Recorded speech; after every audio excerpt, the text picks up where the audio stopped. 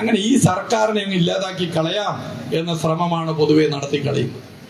അതുകൊണ്ട് അത്തരം നീക്കങ്ങളെ നാം തിരിച്ചറിയും, അത്തരം നീക്കങ്ങളെ നാം മനസ്സിലാക്കണം. കേരളത്തിലെ ഇടതുപക്ഷ സർക്കാരിനെ അസ്ഥിരപ്പെടുത്തി ബംഗാളിലും ത്രിപുരയിലും നമ്മുടെ സഖാക്കളെ വേട്ടയാടുന്നത് പോലെ ഈ കേരളത്തിലും നമ്മുടെ സഖാക്കളെ വേട്ടയാടുന്ന ഒരു കാലം, ആ കാലത്തിലേക്ക് കേരളത്തിന്റെ രാഷ്ട്രീയത്തെ എത്തിക്കുക എന്നുള്ളതാണ് വലതുപക്ഷ ശക്തികൾ ശ്രമിക്കുന്നത്. അതിന് ഇപ്പൊ നടത്തുന്ന പ്രചരണം എന്താ? 2016, 2021 മന്ത്രിസഭ ഗംഭീര, അന്നത്തെ മന്ത്രിമാരൊക്കെ ഉഷാറ്. 2021, 26 മന്ത്രിമാർ അത്ര പോരാ. 2021 തെരഞ്ഞെടുപ്പിന്റെ ഫലം വന്നപ്പോൾ കേരളത്തിന്റെ ചരിത്രത്തിൽ ആദ്യമായി ഇടതുപക്ഷ തുടർഭരണം വന്നു എന്നുള്ളത് മാത്രമല്ല പ്രത്യേകത. 2021 നിയമസഭാ തെരഞ്ഞെടുപ്പിന്റെ ഫലം നൽകിയ ഒരു സന്ദേശം ഹിറ്റ്ലറുടെ പ്രിയപ്പെട്ട മന്ത്രി ഗീബൽസിന്റെ തന്ത്രം പോലെ ഒരു നുണ 1000 പേർ ഒരുപോലെ പറയുന്നത് സത്യമാക്കുന്ന പ്രവർത്തനങ്ങൾക്ക് നേതൃത്വം കൊടുത്ത മാധ്യമങ്ങൾ, ഉടമകളുടെ രാഷ്ട്രീയ താല്പര്യം സംരക്ഷിക്കുന്ന മാധ്യമങ്ങളുടെ വാർത്തകളുടെ സ്ഥാനം ചവറ്റുകൊട്ടയിലാണെന്നുള്ള പ്രഖ്യാപനം കൂടിയായിരുന്നു 2021 നിയമസഭാ തെരഞ്ഞെടുപ്പിന്റെ ഫലം. 2021 തുടർഭരണമുണ്ടായി. മറ്റ് സർക്കാരുകൾക്ക് ഒരു തുടക്കത്തിൽ ചില ഇളവ് നൽകാറുണ്ട്, അങ്ങനെ ഒരു ഇളവ് നൽകി. 2004 എന്ന് പറയുമ്പോൾ 21 വർഷം മുമ്പ് കേരളത്തിൽ ഭരണം നടത്തിക്കൊണ്ടിരുന്നത് UDF ആണ്. 2001 മുതൽ 2006 വരെ 2 മുഖ്യമന്ത്രിമാർ മാറി ഭരിച്ച UDF ഭരണകാലം. ഒരു DYFI കാരനല്ല 5 കൊല്ലം കൊല്ലപ്പെട്ടു. ആ 5 കൊല്ലത്തിനിടയിൽ പുരോഗമന രാഷ്ട്രീയം ഉയർത്തിപ്പിടിച്ച നിരവധി പേർ വേട്ടയാടപ്പെട്ടു, ആക്രമിക്കപ്പെട്ടു, കൊല്ലപ്പെട്ടു. DYFIയിൽ പ്രവർത്തിക്കുന്നവർ, CPIMൽ പ്രവർത്തിക്കുന്നവർ, SFIയിൽ പ്രവർത്തിക്കുന്നവർ, ഇവരൊക്കെ അന്ന് ആക്രമിക്കപ്പെട്ടിട്ടുണ്ട്, കൊല്ലപ്പെട്ടിട്ടുണ്ട്. അതിന് നേതൃത്വം കൂടുതൽ നൽകിയത്, കൂടുതൽ പേരെ കൊലപ്പെടുത്തുന്നതിന് നേതൃത്വം നൽകിയത് RSS ആണെങ്കിൽ അതിൽ ഇന്ത്യൻ നാഷണൽ കോൺഗ്രസ് ഉണ്ട്, മറ്റു മതവർഗീയ പ്രസ്ഥാനങ്ങളുണ്ട്, എല്ലാവരുമുണ്ട്.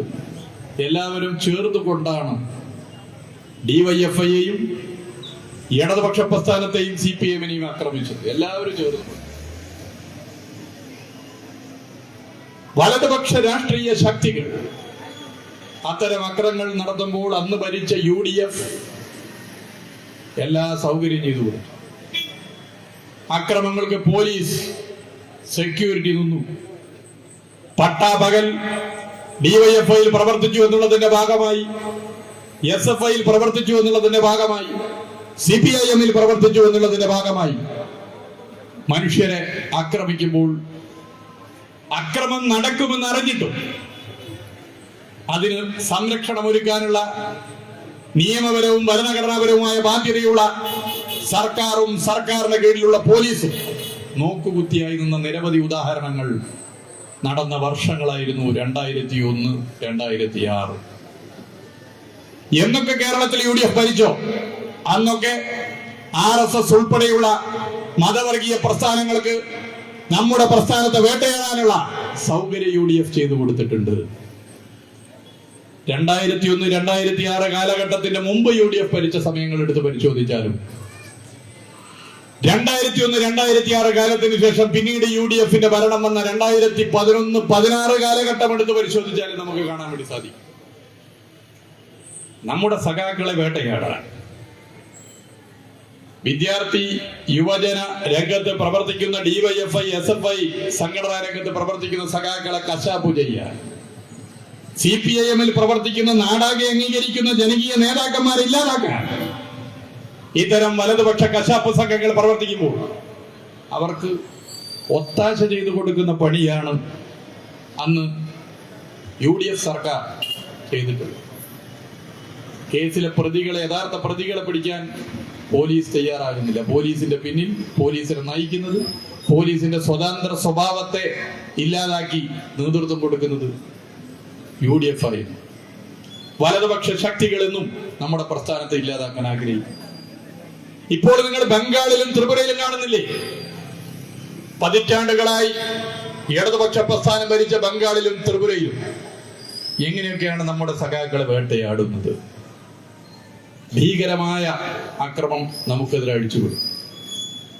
പോലീസ് സംരക്ഷണത്തിലാണ് ഡിവൈഎഫ്ഐയുടെയും SFIയുടെയും CPIMന്റെയും നമ്മുടെ പ്രിയപ്പെട്ട സഹോദരന്മാരെ, സഖാക്കളെ ഇല്ലാതാക്കുന്നു.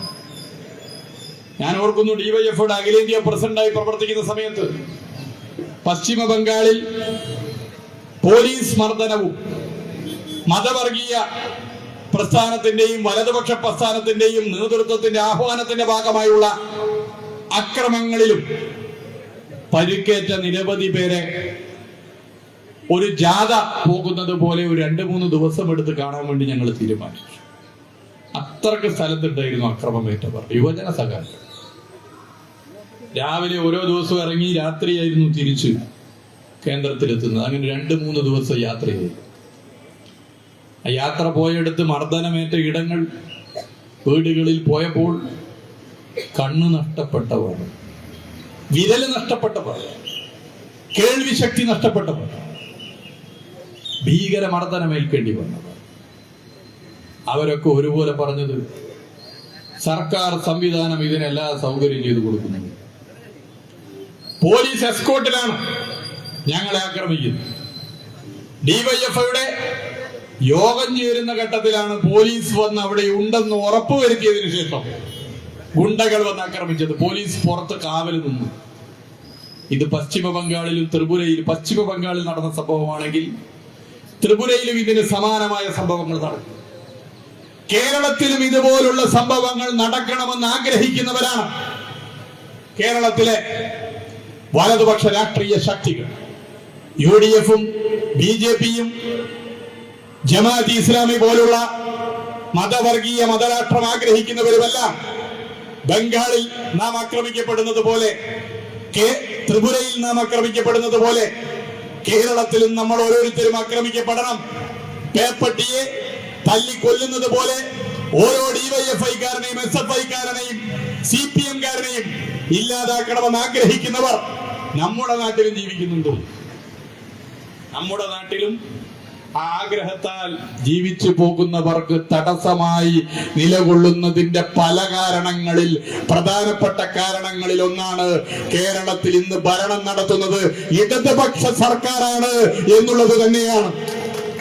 ഇടതുപക്ഷ സർക്കാർ നമുക്കെന്തെങ്കിലും ഒരു പ്രത്യേക സൗകര്യം, നമുക്കെന്ന് പറഞ്ഞാൽ ഞാൻ പഴയൊരു ഡിവൈഎഫ്ഐ പ്രവർത്തനമായിട്ട് പറഞ്ഞു തരാം, നമുക്ക് ഡിവൈഎഫ്ഐക്ക് എന്തെങ്കിലും ഒരു പ്രത്യേക സൗകര്യം ചെയ്തു തരുന്നവരായിട്ടല്ല. ക്രമസമാധാനം ഭദ്രമാക്കാൻ ആഗ്രഹിക്കുന്നു. ഏത് രാഷ്ട്രീയ പ്രസ്ഥാനത്തിൽ പ്രവർത്തിക്കുന്നവരായാലും സ്വതന്ത്രമായി അവരുടെ രാഷ്ട്രീയ പ്രവർത്തനം നടത്താനുള്ള സൗകര്യം ഒരുക്കാൻ ആഗ്രഹിച്ച് നാട് ഭരിക്കുന്നവർ, അതാണ് പ്രത്യേകത. ഇപ്പൊ യൂത്ത് കോൺഗ്രസ് ഉയർത്തിപ്പിടിക്കുന്ന രാഷ്ട്രീയം കേരളത്തിലെ സർക്കാർ മന്ത്രിയാണ്. അതുകൊണ്ട് യൂത്ത് കോൺഗ്രസിന്റെ പ്രവർത്തകരെ ആകെ ഇല്ലാതാക്കാൻ ഈ സർക്കാർ സംവിധാനം ഉപയോഗപ്പെടുത്തുന്നുണ്ടോ?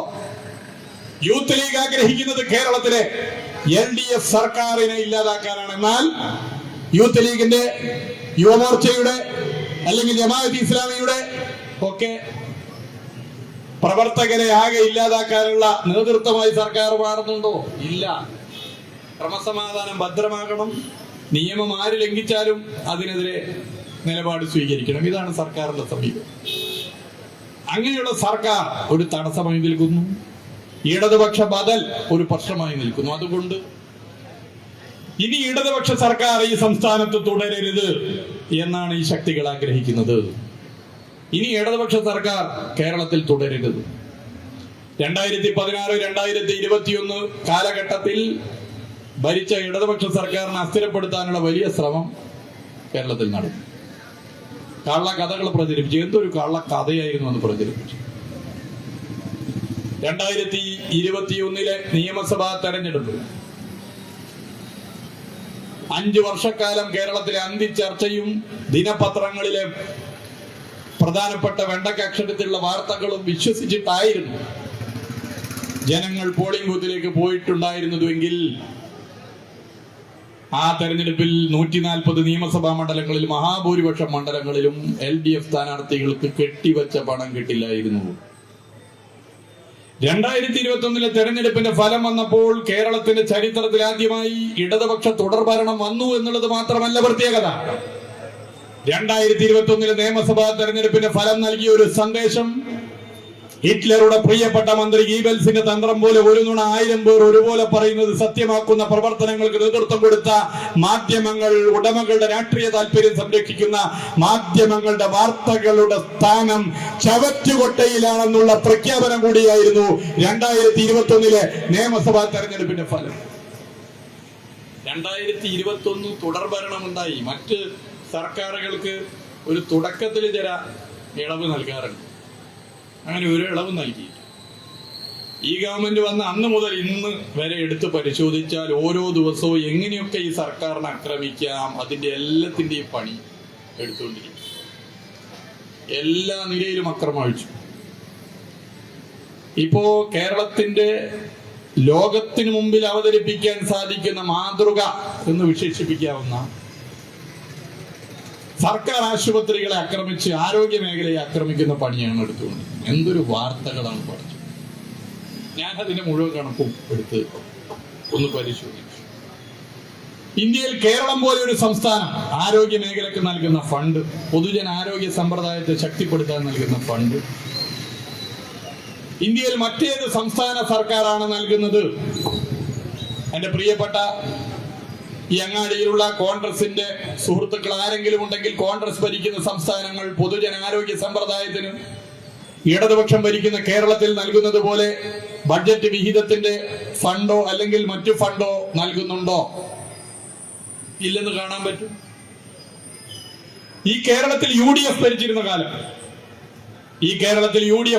കാലത്ത് ആരോഗ്യ മേഖലക്ക് ചെലവഴിച്ച തുകയും ഇന്ന് ചെലവഴിച്ച് ഈ 9.5 വർഷക്കാലം ചെലവഴിച്ച തുകയും എടുത്ത് പരിശോധിച്ചാലും എത്രത്തോളം ഇടതുപക്ഷ സർക്കാർ ആരോഗ്യ മേഖലക്ക് വേണ്ടി പൊതുജനാരോഗ്യ സമ്പ്രദായത്തെ ശക്തിപ്പെടുത്താൻ വേണ്ടി നിലപാട് സ്വീകരിക്കുന്നു എന്ന് കാണാൻ വേണ്ടി സാധിക്കും.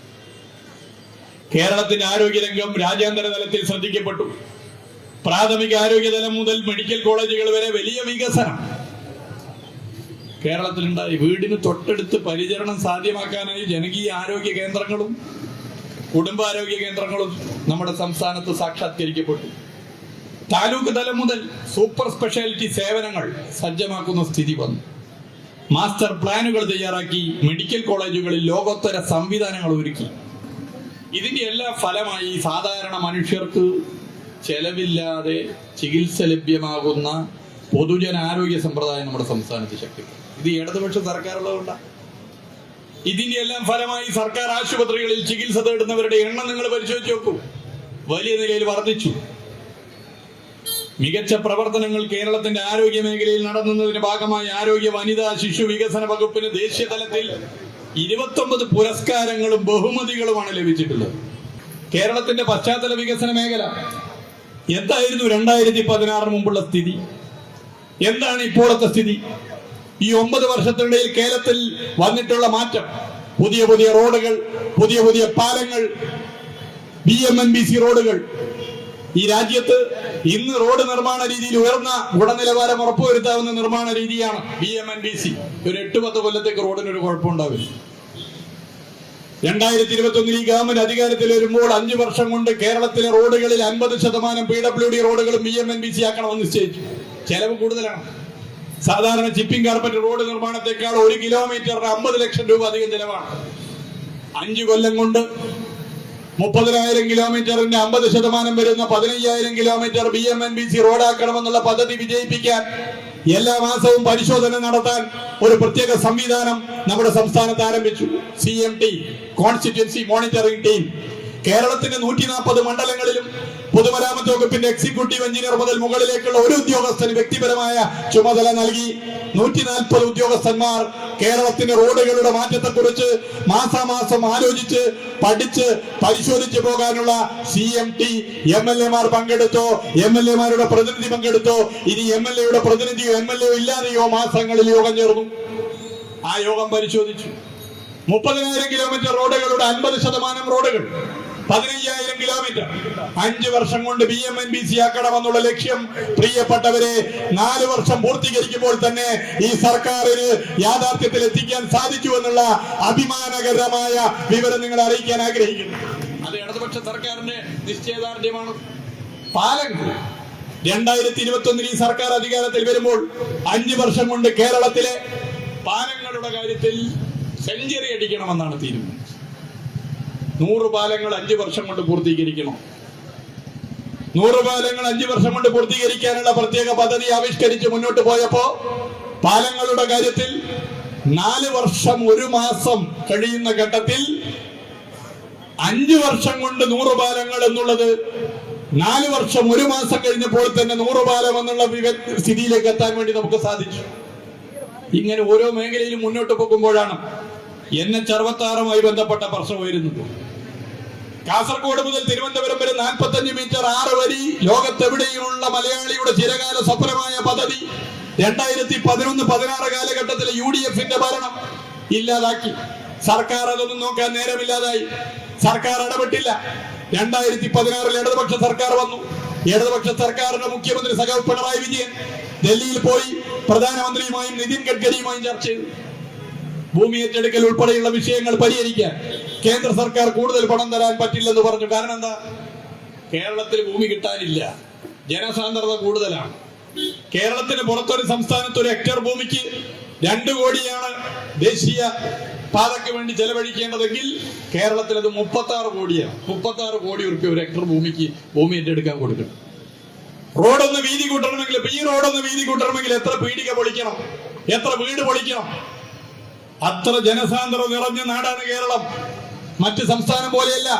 ഉത്തർപ്രദേശിലോ ബീഹാറിലോ തമിഴ്നാട്ടിലോ കർണാടകയിലോ 45 മീറ്റർ വീതിയുള്ള റോഡുള്ളത് പോലെ എന്തുകൊണ്ട് കേരളത്തിലില്ല എന്ന് നമ്മൾ ചിന്തിക്കുമ്പോൾ ഈ ജനസാന്ദ്രതയാണ് അതിന്റെ ഒരു പ്രധാന പ്രശ്നം. ദേശീയപാത വികസനത്തിന് ഇനി പണം തരാൻ വേണ്ടി സാധിക്കില്ല എന്ന നിലപാട് പ്രധാനമന്ത്രി അറിയിച്ചു. NH-66 വേണോ വേണ്ടയോ? അതാണ് ചോദ്യം. ഇപ്പൊ നിങ്ങൾക്ക് ഇവിടുന്ന് കൊല്ലത്തേക്ക് റോഡ് മാർഗം പോകാൻ എത്ര നേരം എടുക്കും? NH-66 യാഥാർത്ഥ്യമായാൽ എത്ര സമയം ലാഭിക്കാം? നമുക്കറിയാം അതിന്റെ മാറ്റം. അന്ന് മുഖ്യമന്ത്രി സഖാവ് പിണറായി വിജയൻ മന്ത്രിസഭാ യോഗത്തിൽ തീരുമാനമെടുത്തു, ഫണ്ട് നാം കണ്ടെത്തണം. ഇന്ത്യയുടെ ചരിത്രത്തിലാദ്യമായി ദേശീയപാത വികസനത്തിന് ഒരു സംസ്ഥാന സർക്കാർ പണം കണ്ടെത്താൻ തയ്യാറായി. 100-200 കോടിയല്ല പ്രിയപ്പെട്ടവരെ, 500-1000 കോടിയല്ല, 5600 കോടി. 2021 ഈ ഗവൺമെന്റ് വന്നപ്പോൾ എല്ലാ 2 ആഴ്ചയും എല്ലാ മാസത്തിലും ഇതിന്റെ ഓരോ പുരോഗതിയും പരിശോധിച്ചു. മുഖ്യമന്ത്രിയും ഇടപെട്ടു. ഞങ്ങൾ എല്ലാവരും ഒരു ടീമായി നിന്ന് ഇടപെട്ടു. മരങ്ങൾ മുറിച്ചു മാറ്റണമെങ്കിൽ കേരളത്തിന്റെ വനം വകുപ്പുമായി ബന്ധപ്പെട്ട പ്രശ്നമാണ്. റോഡ് വീതി കൂട്ടാൻ വൈദ്യുതി ലൈന്, വൈദ്യുതി പോസ്റ്റ് മാറ്റണമെങ്കിൽ കേരളത്തിന്റെ വൈദ്യുതി വകുപ്പുമായി ബന്ധപ്പെട്ട പ്രശ്നമാണ്.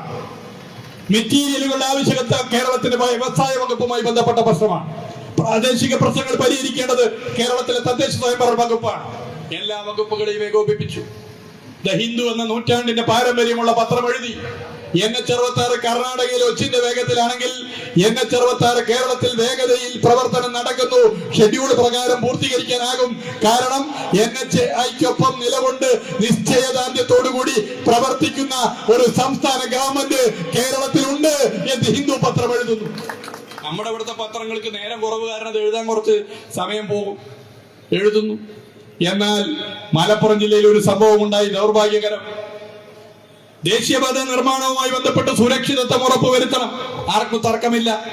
എന്നാൽ അതിന്റെ ഭാഗമായി ഈ പദ്ധതി ഉപേക്ഷിക്കണം, ഈ പദ്ധതിയുടെ പ്രവൃത്തി ഒരടി മുന്നോട്ട് പോകരുത് എന്നാരെങ്കിലും ആഗ്രഹിച്ചാൽ അത് ജനവികാരത്തോടൊപ്പമുള്ള ആഗ്രഹമാണോ? കാസർഗോഡ് മുതൽ തിരുവനന്തപുരം വരെ 45 മീറ്റർ 6 വരി യാഥാർത്ഥ്യമാക്കണമെന്നുള്ള ഈ നാടിന്റെ ആഗ്രഹം പൂർത്തീകരിക്കുക എന്നുള്ളത് ഏത് പ്രതിസന്ധി ഉണ്ടെങ്കിലും ആ പ്രതിസന്ധി തട്ടിമാറ്റി യാഥാർത്ഥ്യമാക്കാൻ LDF സർക്കാർ പ്രതിജ്ഞാബദ്ധമാണ് എന്നുള്ളത് ചൂണ്ടിക്കാട്ടാൻ ഞാൻ ആഗ്രഹിക്കുന്നു. അത് നിങ്ങൾ എന്ത് പ്രചരണം നടത്തിക്കോ, നാടിന് വേണ്ടിയാണ്. പശ്ചാത്തല വികസന മേഖലയിൽ കുതിപ്പിന്റെ കാലം. 9 ജില്ലകളിലൂടെ കടന്നു പോകുന്ന തീരദേശ ഹൈവേ, 13 ജില്ലകളിലൂടെ കടന്നു പോകുന്ന മലയോര ഹൈവേ, 9 കൊല്ലക്കാലം ഈ കേരളത്തിന് മാറ്റം. കാസർഗോഡ് മുതൽ തിരുവനന്തപുരം വരെയുള്ള തീരദേശ ഹൈവേ, കാസർഗോഡ്, കണ്ണൂർ, കോഴിക്കോട്, മലപ്പുറം, തൃശൂർ, എറണാകുളം, ആലപ്പുഴ, കൊല്ലം, തിരുവനന്തപുരം, 9 ജില്ലകളിലൂടെ തീരദേശ ഹൈവേ. ഇനി UDF-ഓ BJP-യോ പറയരുത് മറ്റ് 5 ജില്ലകളെ നിങ്ങൾ അവഗണിച്ചു. ഞങ്ങളുടെ കുഴപ്പമല്ല, 5 ജില്ലകളിൽ കടലോര മേഖല അല്ലാത്തത് കൊണ്ടാണ്. ഇനി അതിന്റെ പേരിൽ ഹർത്താലൊന്നും നടത്തരുത്. 13 ജില്ലകളിലൂടെ മലയോര ഹൈവേ, 1200 കിലോമീറ്ററാണ് മലയോര ഹൈവേ എങ്കിൽ 600 കിലോമീറ്ററാണ് തീരദേശ ഹൈവേ. 50 കിലോമീറ്റർ ഇടവിട്ട് ടൂറിസ്റ്റ് കേന്ദ്രങ്ങൾ ഉൾപ്പെടെയുള്ള തീരദേശ ഹൈവേ ഈ സംസ്ഥാനത്തിന് മുഖച്ഛായ മാറ്റും. മികച്ച പാക്കേജ് മലയോര ഹൈവേ. കേരളത്തിന്റെ കാർഷിക മേഖലക്കുള്ള ഉണർവ് ഈ പ്രദേശത്തെ ഞാൻ പ്രത്യേകിച്ച് പറയണോ? കേരളത്തിന്റെ കാർഷിക മേഖല ഇവിടെയുണ്ട്. ഇത് മലയോര ഹൈവേ ആണ്. വലിയ മാറ്റം ഉണ്ടാകുന്നു. കാർഷിക മേഖലയുടെ കുതിപ്പ്, ടൂറിസം മേഖലയുടെ കുതിപ്പ് എന്നിവക്ക് കാരണമായി മാറുന്ന മലയോര ഹൈവേ ഈ ഗവൺമെന്റിന്റെ നിശ്ചയദാർഢ്യമാണ്. 9 വർഷക്കാലത്തെ കേരളത്തിന്റെ മാറ്റമാണ്. ഇതാണ് ഇടതുപക്ഷ ബദൽ. കേരളത്തിലെ ക്ഷേമ പ്രവർത്തനങ്ങൾ, പെൻഷൻ മാറ്റം നാം കാണുന്നില്ലേ? എന്തായിരുന്നു നേരത്തെ സ്ഥിതി? UDF ഭരിക്കുമ്പോൾ പെൻഷന്റെ കാര്യത്തിൽ കുടിശ്ശികയായിരുന്നു. തുക എത്രയെന്ന് നമുക്കറിയാം. അവയിൽ നിന്നും മാറ്റം വന്നു. 600 ഉണ്ടായത് ഇപ്പൊ 1600 അന്ന് കൊടുത്തത് 34 ലക്ഷം പേർക്കാണെങ്കിൽ ഇന്ന് 60 ലക്ഷം പേർക്ക് കൊടുക്കുന്നു. 34 ലക്ഷം പേർക്ക് 600 രൂപ കൊടുക്കുന്നതിൽ വർഷങ്ങളോളം കുടിശ്ശിക വരുത്തിയ സർക്കാരിന്റെ പേര് UDF ആണെന്നാണെങ്കിൽ 60 ലക്ഷം പേർക്ക് 1600 രൂപ ഒരു മുടക്കമില്ലാതെ നൽകുന്ന സർക്കാരിന്റെ പേര് LDF സർക്കാരാണെന്ന് ഈ കേരളം പ്രഖ്യാപിക്കുന്നു. അതാണ് വ്യത്യാസം. ലൈഫ് പദ്ധതി നമ്മുടെ മുമ്പിൽ ഉദാഹരണമായിട്ടുണ്ട്. അങ്ങനെ ഈ സർക്കാരിനെ അങ്ങ് ഇല്ലാതാക്കി കളയാം എന്ന ശ്രമമാണ് പൊതുവെ നടത്തിക്കളയുന്നത്. അതുകൊണ്ട് അത്തരം നീക്കങ്ങളെ നാം തിരിച്ചറിയും. അത്തരം നീക്കങ്ങളെ നാം മനസ്സിലാക്കണം. കേരളത്തിലെ ഇടതുപക്ഷ സർക്കാരിനെ അസ്ഥിരപ്പെടുത്തി ബംഗാളിലും ത്രിപുരയിലും നമ്മുടെ സഖാക്കളെ വേട്ടയാടുന്നത് പോലെ ഈ കേരളത്തിലും നമ്മുടെ സഖാക്കളെ വേട്ടയാടുന്ന ഒരു കാലം, ആ കാലത്തിലേക്ക് കേരളത്തിന്റെ രാഷ്ട്രീയത്തെ എത്തിക്കുക എന്നുള്ളതാണ് വലതുപക്ഷ ശക്തികൾ ശ്രമിക്കുന്നത്. അതിന് ഇപ്പൊ നടത്തുന്ന പ്രചരണം എന്താ? 2016, 2021 മന്ത്രിസഭ ഗംഭീര, അന്നത്തെ മന്ത്രിമാരൊക്കെ ഉഷാറ്. 2021, 2026 മന്ത്രിമാർ അത്ര പോരാ. എന്തായിരുന്നു 2016, 2021 ഭരണകാലത്ത് അന്നത്തെ മന്ത്രിമാരെ കുറിച്ച് ഇവർ പറഞ്ഞത്? മികച്ച മന്ത്രിമാരെന്നായിരുന്നു. അന്ന് ചാനൽ ചർച്ചകളിൽ ഓരോ മന്ത്രിമാരെയും എങ്ങനെയാണ് അക്കമിട്ട് നിരത്തി വ്യക്തിഹത്യ നടത്തിയതെന്ന് നമുക്കറിയില്ലേ? ഇന്നും അതിന് സമാനമായി നടന്നു. എന്നാൽ ഇന്ന് പറയുന്നു അന്നത്തെ മന്ത്രിമാർ കുഴപ്പമില്ല. 2016, 21 ആയാലും 21, 26 ആയാലും മന്ത്രിമാരെ നിശ്ചയിക്കുന്നത് പ്രസ്ഥാനമാണ്. 2021, 2026 കാലഘട്ടത്തിലെ മന്ത്രിമാർ മികച്ചതാണെന്ന് ഇവർ പറയുന്ന ഒരു കാലം വരും. അത് 2026 വീണ്ടും അധികാരത്തിൽ ഇടതുപക്ഷ സർക്കാർ വരുമ്പോൾ അന്നത്തെ മന്ത്രിസഭയെ താരതമ്യം ചെയ്തുകൊണ്ട് പറയും ഇന്നത്തത് പോരാ, എന്നാൽ അന്നത്തെ മന്ത്രിമാർ മികച്ചത് എന്ന് പറയുന്ന സ്ഥിതി വരും. അതാണ് ഇവർ വർത്തമാന കാലഘട്ടത്തെ മോശമാക്കി ഭൂതകാലം മികച്ചതാണെന്നുള്ള പ്രചരണം നടത്താൻ സംഘടിതവും ആസൂത്രിതമായി ശ്രമം നടത്തും. അതിന് ഉടമകളുടെ രാഷ്ട്രീയ താല്പര്യം സംരക്ഷിക്കുന്ന മാധ്യമങ്ങൾ വലിയ നിലയിലേക്കുള്ള ശ്രമം നടത്തും. വലതുപക്ഷ രാഷ്ട്രീയ ശക്തികൾ വലിയ ശ്രമം നടത്തുന്നു. കേരളത്തിൽ ഡിവൈഎഫ്ഐയുടെ പ്രവർത്തകർ ഒരാൾ പോലും ഉണ്ടാകരുതെന്ന് ആഗ്രഹിക്കുന്നവരാണിവർ. കേരളത്തിൽ ഡിവൈഎഫ്ഐയുടെ പ്രവർത്തകരെ തെരുവിൽ തല്ലി കൊന്ന് ഇല്ലാതാക്കിയാലും അതിനെതിരെ ആരും ഒരക്ഷരം പ്രതികരിക്കരുത് എന്ന് ആഗ്രഹിക്കുന്ന മനസ്സുള്ളവരാണ് വലതുപക്ഷ രാഷ്ട്രീയ ശക്തികളുടെ നേതൃത്വത്തിലുള്ള പലരും. അത് നാം മനസ്സിലാക്കണം. അങ്ങനെ ഒരു അന്തരീക്ഷം കേരളത്തിൽ സൃഷ്ടിക്കുന്നതിന് ആദ്യം ഇടതുപക്ഷ സർക്കാരിനെ ഇല്ലാതാക്കുക, ഇടതുപക്ഷ സർക്കാരിനെ വലിച്ച് താഴെ ഇറക്കുക, പിന്നീട് അക്രമങ്ങൾ അഴിച്ചുവിടുക. ഇതാണ് ലക്ഷ്യം. അതിനുവേണ്ടിയുള്ള ശ്രമമാണ് നടത്തുന്നത്. ദിൽഷാദിനെ ഇല്ലാതാക്കിയതുപോലെ RSSനും മറ്റു മതവർഗീയ പ്രസ്ഥാനങ്ങൾക്കും വലതുപക്ഷ രാഷ്ട്രീയ ശക്തികൾക്കും ഡിവൈഎഫ്ഐയുടെ സഖാക്കളെ വേട്ടയാടാനുള്ള ഒരു സൗകര്യം കേരളത്തിൽ ഒരുക്കുക എന്നുള്ള ശ്രമം ഒരു ഭാഗത്ത് നടത്തുന്നു. ഇടതുപക്ഷ ബദലിനെ ദുർബലപ്പെടുത്തി സാധാരണ മനുഷ്യരുടെ, തൊഴിലാളികളുടെ, കർഷക തൊഴിലാളികളുടെ, സാധാരണ മനുഷ്യരുടെ പ്രതീക്ഷയും ആശയവും ആശ്രയവുമായ ഈ സർക്കാരിനെ ദുർബലപ്പെടുത്താനുള്ള ശ്രമത്തെ നാം തിരിച്ചറിയണം. കണ്ണിലെ കൃഷ്ണമണി പോലെ LDF സർക്കാരിനെ സംരക്ഷിക്കാൻ ഡിവൈഎഫ്ഐ പ്രസ്ഥാനത്തിന്റെ പ്രവർത്തകർ മുന്നോട്ട് വരണം. 2016 ഈ കേരളത്തിൽ ഭരണം മാറി LDF സർക്കാർ അധികാരത്തിൽ വരുന്നതിന് ചോരയും നീരും നൽകിയ പ്രസ്ഥാനത്തിന്റെ പേരാണ് ഡിവൈഎഫ്ഐ എന്നുള്ളത് ഓർക്കാൻ നിങ്ങൾ തയ്യാറാകണം. ആ ഓർമ്മയാണ് തീർച്ചയായും ഈ കാലഘട്ടത്തിന്റെ പോരാട്ടത്തിന്റെ കരുത്ത് എന്ന് മാത്രം ചൂണ്ടിക്കാട്ടിക്കൊണ്ട് സഖാവ് ദിൽഷാദ് മരിക്കുന്നില്ല.